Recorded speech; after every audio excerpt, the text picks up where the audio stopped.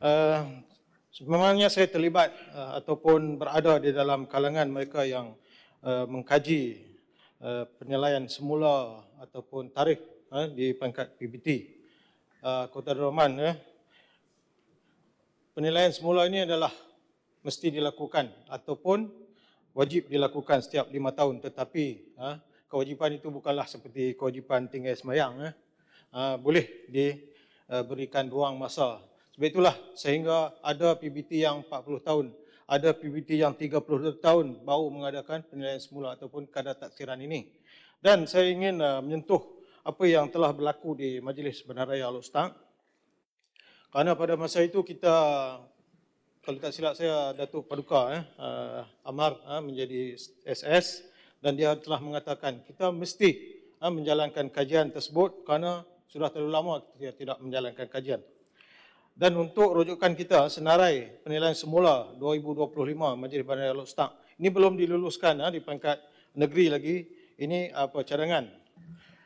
Jenis harta kediaman kadar baru 0.09%, jumlah pegangan 18,548, jumlah yang melibatkan penurunan cukai 2,237, jumlah yang kenaikan cukai 16,308, yang tidak naik, tidak turun 3. Dan seterusnya, saya tak mahu sentuh semua.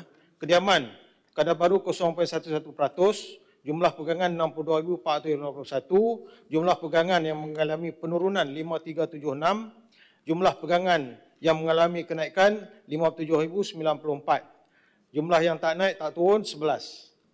Hotel, kadar baru 0.16%, jumlah pegangan 17, penurunan 1, kenaikan 16, tak naik tak turun 0. Perniagaan termasuk hospital swasta, kadar baru 0.3%, jumlah pegangan 7, penurunan tidak ada, kenaikan ada. Ini perniagaan termasuk hospital swasta lah, 7. Kemudian stesen minyak, industri ringan, industri, bangunan persatuan, harta khas, lot kosong. Ini semua kadar-kadar dia tidak lebih daripada, saya tengok sini tidak boleh lebih daripada 0.5% kadar baru. Jadi yang dikatakan sampai 245% itu merupakan satu tomahan yang tidak benarlah seperti mana disebut oleh Yang Amat Berhormat semalam. Kemudian kita perlu faham bahawasanya kadar taksiran ini perlu disemak disebabkan oleh kemajuan pembangunan. Saya ambil contoh di tempat saya, rumah saya sendirilah. Saya beli lot tanah 4,800 tahun 85. Sekarang ni orang jual 70,000. Saya buat rumah, upah orang lah, bukan buat sendiri, 78,000. Sekarang ni kadar dia 400,000. Jadi takkanlah penilaian ini masih statik di apa kita kata dalam tahun 90-an, tahun 80-an mestilah dinaikkan. Sebab itulah kajian semula ini perlu dilakukan, dan ada yang kadar dia naik dan ada yang kadar turun disebabkan oleh beberapa perkara lah. Jadi saya tak perlu sentuh perkara tersebut. Banyak benda-benda yang diperbaharui di kedaman-kedaman yang kita duduk tersebut. Kalau dulu sampah kita kena letak di dalam tong yang besar-besar, kena berjalan jauh. Tapi sekarang ni depan rumah dah ada tong sampah.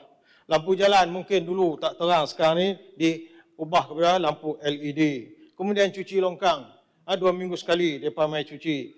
Cuci rumput, potong rumput, kemudian padang permainan, semua ini perlu kepada pengurusan ataupun perlu kepada kos. Jadi inilah yang menyebabkan taksiran semula ini dinilai, dan ada yang naik, saya sebut tadi, ada yang turun.